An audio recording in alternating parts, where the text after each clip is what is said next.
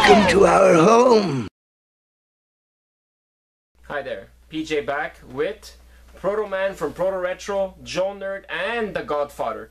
Wow, that's good. That's a lot of people doing one big review. Woohoo! But my special guest is Protoman from Proto Retro, and I know him for a long time, and I'm gonna always say that. But here he is with this is from the Godfather's collection, Shackwave from Radio Shack. Astro Magnum. Yeah, well, officially he's called Astro Magnum. That's what he was in the packaging. Okay. Some people know him as Galactic Man, which was there was a running change variant, exact same box art. Just the name was changed in Radio Shack to Galactic Man the year after, and instead of it being red, it was more of a clear going into pink a little bit variant. So there's two versions. They came out the same numbers. It's just there was two name differences. Wow. I don't know the reasoning behind it. They both came through Radio Shack through a company called Toy Box, which Radio Shack commissioned. That's Tyco. Well, but Toy Box was the company that had all their another good example of that, like any mechanical transformer that existed during those first 3 years. Omega Supreme, best example of that. Also, Toy Box. Black, red, and black, red, chrome, yellow. Yeah, I sold it very for ugly. Nothing. It was very ugly. Oh, so fragile. That was the original, and we're not talking about the original. Not talking about the Omega Supreme colors. And then one of their unproduced mechanical transformers that later on came out was a dinosaur that walked, which later became Tripticon. And when Hasbro was buying molds, they shopped around to different companies, and they obviously got from Tokusatsu. They got Roadbuster and Whirl, and then later on another branch of Bandai, which would be Macross. They ended up getting the Jetfire mold. They also had the Beetler toys, which were the deluxe Insecticons. And then they went to Toy Box. Well, obviously they went to Daikon and Microman for the base of what Transformers is today, Optimus Prime and Soundwave and everything. But then they went to Toy Box, which was a Tyco subsidiary, which worked with Radio Shack at the time. And they got this. They got Omega Supreme. That's why, even though Shockwave was a Season 1 character, his toy didn't appear until Season 2, because they also had Omega Supreme waiting in the works. They got all those molds, and then in '86 they would get Tripticon for '86. But this was Shackwave, as the fans like to call it. It's a nice nickname because there's Shockwave, and this was the Radio Shack Shackwave. That's what we like to nickname him. It's the same thing. Like there was a rare variant of Bumblebee, a third variant, and we call it Bumble Jumper because it's Bumblebee and Cliff Jumper. Oh, yeah. And his official name is Bumper today, but. Like, you know, we all had same thing.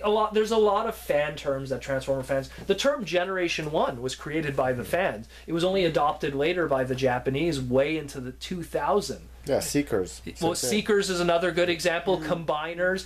These were all terms that Coneheads. Coneheads, exactly. These were all terms that the fans used that later on became just official because Hasbro was like, well, they're so synonymous with everything. So, anyways, this is Astro Magnum, Galactic Man, Shackwave. This is the first run release that came from Radio Shack. It's exactly the same mold-wise as the original Shockwave, even though it predates it. Had the rubber hose, which was fragile as hell because rubber just... I mean, anyone who owns vintage car stuff or stuff like that, rubber cracks and dries out over time. Had its sounds loud as hell with all the different...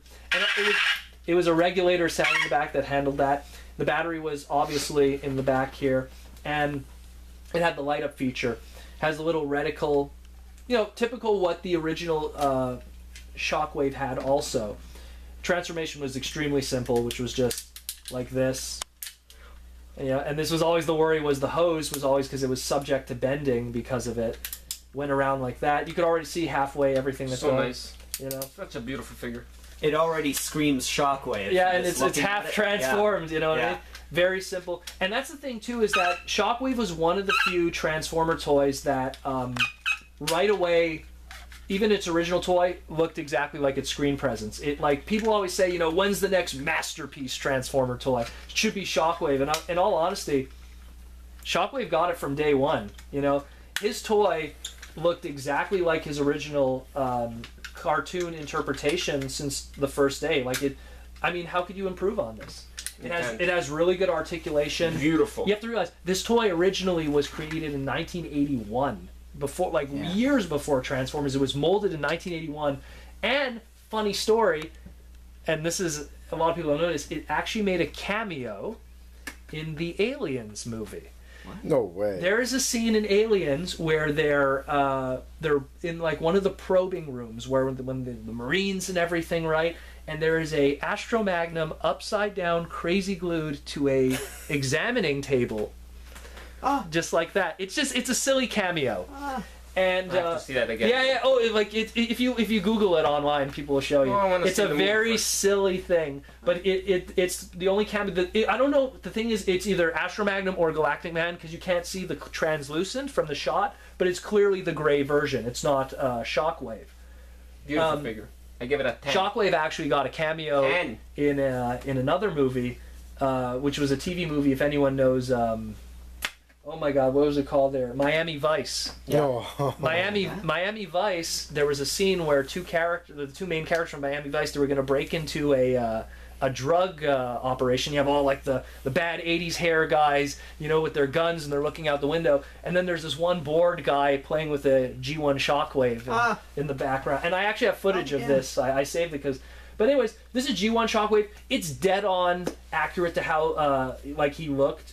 And same thing, the gimmick still works there. And the thing a lot of people don't realize, this actually was a weapon that he could hold too. It was an undocumented feature that never was used in the show. And the ironic thing actually was Shockwave, when he did have to hold a gun in the cartoon, he actually held a gun that looked exactly like himself in gun mode. Oh, yeah, it's true. I remember and that's he was literally playing with himself.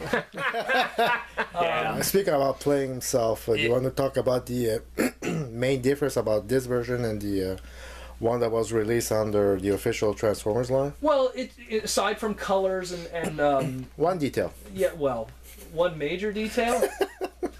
I don't know, really. There wasn't much difference, really. You sure? Except for the slider gimmick. I don't know. The trigger. Well, yeah.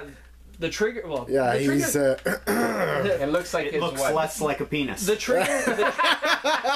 Hey, JoeNerd said it. The trigger was almost exactly the same actually between the two releases. But they flattened it out. Yeah, they flattened it out more. Actually, it does look like a penis. It is. A little bit. He's one of the few. Sorry, kids. Yeah. He's one of the few Transformers that have a phallic. Megatron kind of has that kind of thing. Megatron has his trigger. Scattershot is another good example, which Rob has in the display over there. Scattershot is another humongous penis transformer. And, Which was Scattershot? He's the Technobot combiner leader. Oh, okay. And Scavenger from the Constructicons, he actually has a flip-down penis, which then he combines with Devastator. Excellent. But it's funny that I know this information off the top of my head, but I'm not surprised. It's come up a lot. It's come up a lot in the fandom, and a lot of people have pointed this stuff out. But this is an amazing piece, and it's actually quite the grail for a lot of Transformer collectors because we call them pre-Transformers. Which is... It's pretty rare, then. Well, pre-Transformers are Transformers before they were Transformers. Yeah. And any of those molds, if you could get your hands on them, the Battle Convoy, which is what would become Optimus Prime. You have that, right?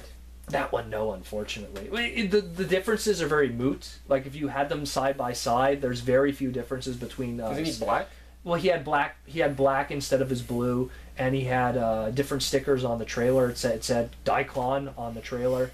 Like, there was little things here and there. You're gonna find one. You always do. Like, it's one of those things that I'll get one day, but it's just there's bigger fish to fry, so to speak. But he was just one of those classic things, and because unlike the Daikon and Microman stuff, where it originated from Japan and it's a lot more difficult to get, this was stuff that its pre-Transformer origins hit close to home, and it was available in Canada and the United States. So while they're holy grails to a lot of people and expensive in the secondary market, they weren't difficult to find for the very longest time.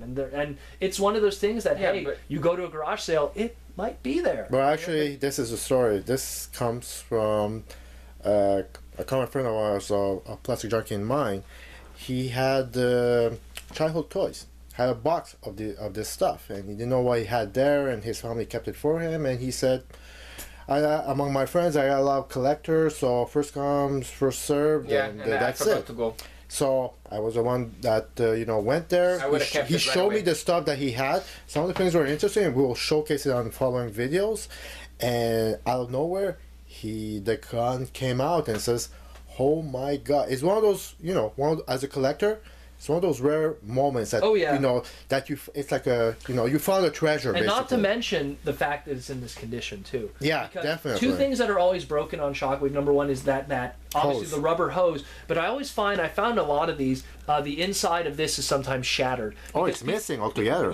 Yeah, because people would actually put it the wrong way, and they would force it and break it. I've handled a lot of Shockwaves in my days, selling them and stuff. And I always find that the inside of here, sometimes it's either broken or it's damaged or it's pushed in.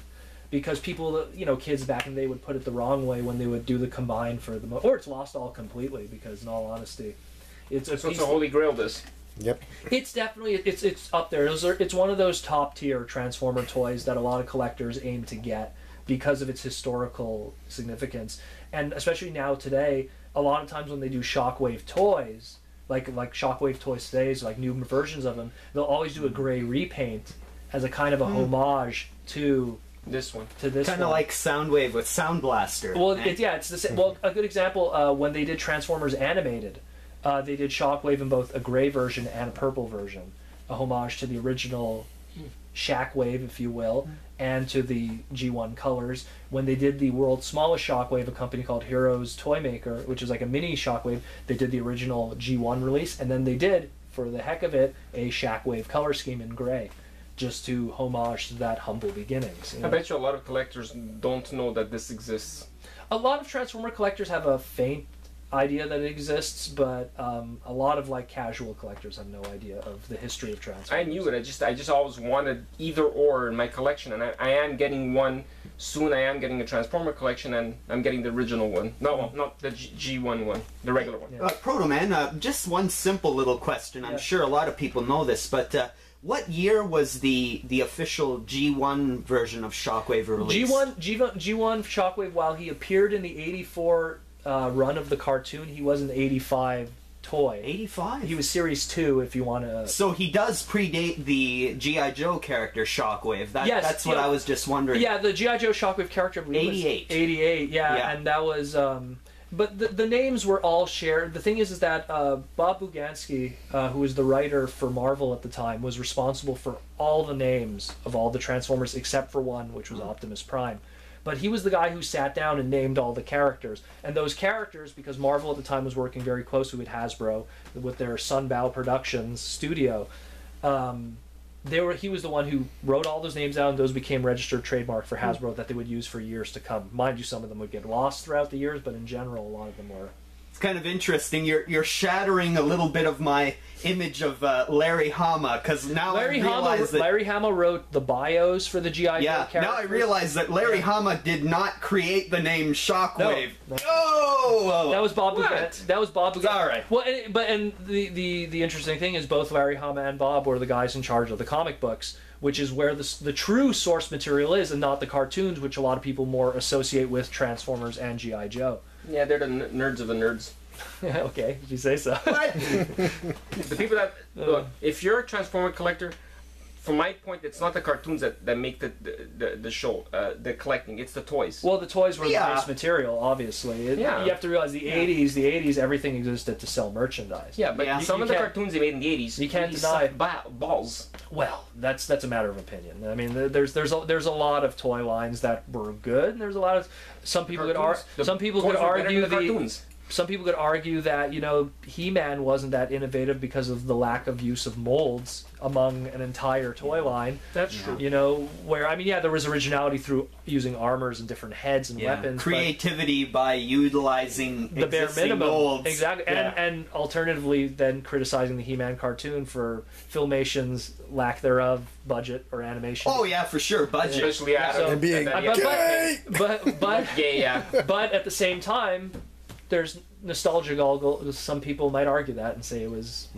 masterpiece, you know. So Well, no, I wouldn't say it's masterpiece. No. Coincidentally, I just It's watched. classic. I just watched a few episodes of the Filmation He-Man just last night, and They don't do one of them nothing was for me. pretty good. But there was another episode. My goodness, that was so horribly written, and the dialogue was just. That's why, man. this is For why the new people version. ask me why I don't know a lot about He-Man. Because I really try to enjoy it.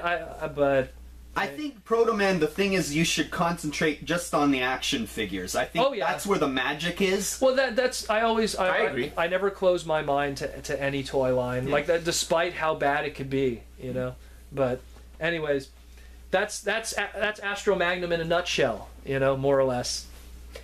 Thanks a lot, Protoman from Proto Retro, for showing off Godfather's collection. We're gonna do some more of just his Transformers and robots that he collected. So stay plastic, and The Roll rest, out. thank the rest of us are out. you. All right, peace.